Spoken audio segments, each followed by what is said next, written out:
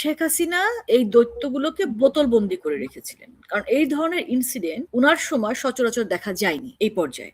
আপনি দেখেন আজকে যেটা দেখছেন, এই যে প্রথম আলো, ডেইলি স্টার, তাদের বিরুদ্ধে বরাবরই আমাদের একটা ক্ষোভ ছিল যে তারা নিরপেক্ষ নন।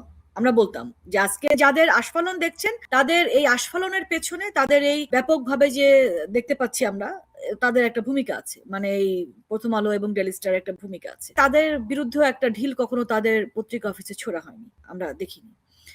এবং মসজিদ মাদ্রাসা ব্যাপক হারে হয়েছে, এটা যেমন সত্যি, তেমনি ভাবে কিন্তু মাদ্রাসায়ও অনেক অনুদান দেওয়া হয়েছে। আপনারা দেখবেন যে বিগত সরকারের সময় পূজা মণ্ডপের হারও প্রচুর প্রচুর বেড়েছে। শুধু পূজা মণ্ডপের হার বাড়েনি, আপনি দেখবেন যে সর্বজনীন দুর্গাপূজা, এটা যে সর্বজনীন, শুধুমাত্র হিন্দু ধর্মের অনুসারীদের নয়, ব্যাপকভাবে বাংলাদেশি যারা মানে ধর্ম বর্ণ নির্বিশেষে প্রত্যেকের উপস্থিতি, সরব উপস্থিতি ছিল। শুধু তাই না, বছর দেখেছি যে দুর্গাপূজায় মুসলমানরাও নতুন কাপড় চোপড় পরেছেন, উৎসবে সামিল হয়েছেন। সো এটাকেও আপনি মানে এড়িয়ে যাবার সুযোগ নেই।